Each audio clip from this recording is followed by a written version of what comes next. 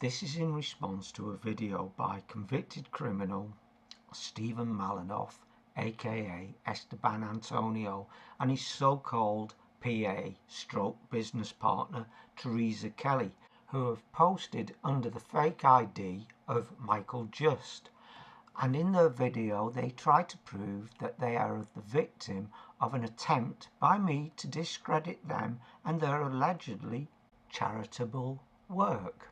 Thank you for posting the replica bank statements, or ledgers as they actually are, of the Messenger of the Covenant Ministries Limited.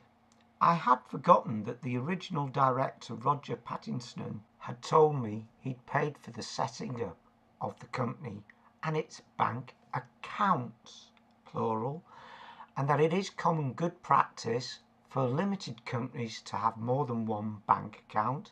It's actually standard practice. Now, a little story.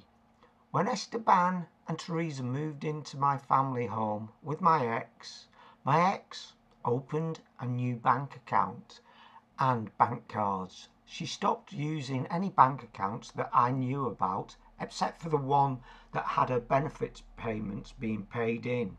So when we finally came to the financial settlement, my ex, for some reason, totally forgot about the new bank accounts and the new cards that she was using generally daily. Luckily, I had found evidence of these accounts, so my solicitor gently reminded her, and sure enough, there were thousands of pounds going through them. And then the same with the PayPal accounts that she'd forgot about. There was quite a large amount going through them, well, thousands as well. So I just use that as an example. Now back on track. Not one single penny went into the Messenger of the Covenant Ministries Limited bank account.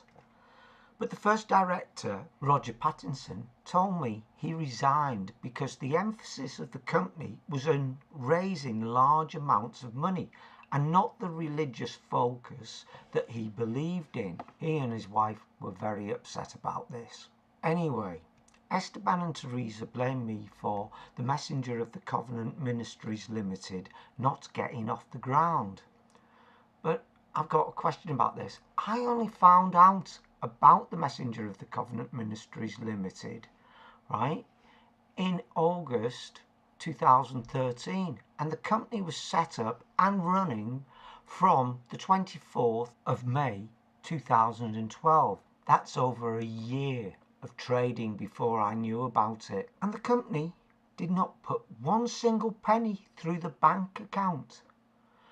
But there is evidence they were paying for assets to be fixed. I mean, this is an invoice to the Messenger of the Covenant Ministries Trust, and it has been paid. Wait a second. You can't call yourself a trust if you're not legally one. Isn't that kind of fraudulent? Here they are accepting assets to the Messenger of the Covenant Ministries charity? By the way, it was a limited company, and you can't call yourself a charity if you're not legally a charity, or one that is registered, right, with the HMRC to have charity recognition status. They would also have to have trustees, 2 treasurers, and would have to comply with strict HMRC rules. So why would Teresa Kelly sign a document stating that it is a charity if she knew this was false? And she should, as she was a director, right? She should know it's illegal to do so.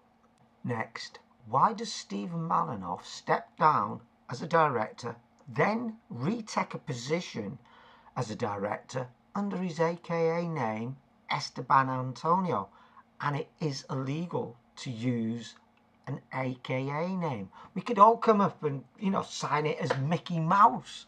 If you notice, he tries and makes out that Esteban Antonio is actually a completely different person than Steven Malinoff. Anyway, I think that Esteban and Teresa need to show more than a few bank ledgers and some real proof to the fact whether they were legally registered with the HMRC as a trust or a charity, not just a not-for-shares limited company. That does not make it legal to call yourself a trust or a charity. Now, how did Steven and his partner Teresa pay for the luxury holiday in Thailand in May 2013? Steven and his partner were on benefits. I'm not sure if Teresa was on a benefit. How did they pay for Steven's stem cell treatment? And what about all the luxury treatments that they had and the limousine, apparently?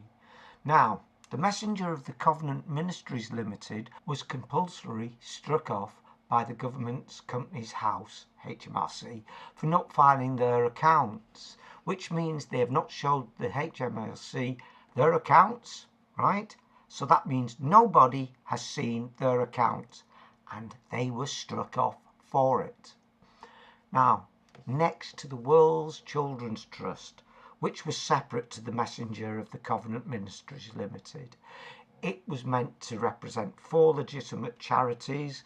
At first it seemed to have links to 2, but those charities told them that they didn't want anything to do with them. Now, any legitimate umbrella charity or trust would have found other legitimate charities to represent, but instead the World's Children's Trust just posted thinly veiled threats towards me on their website and carried on for 2 years with a live link to accept donations without any charity that they were representing.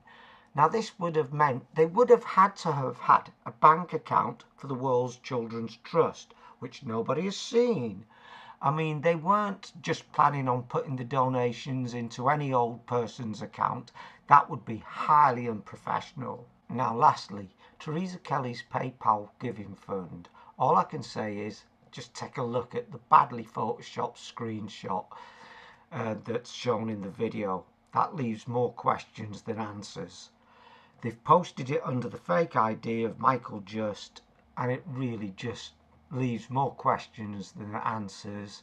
And would convicted criminal Steven Malinoff, aka Esteban Antonio and Teresa Kelly, really be suitable people for running or being involved with any charities? And he's saying, come and be more like my son. You know, come more. And what is that? For those viewers who don't really know yet, Jesus. Take up your cross and follow me. Do what I do. Be me. And that means dying to yourself. Dying to yourself every day, getting on that cross, dying to yourself every day.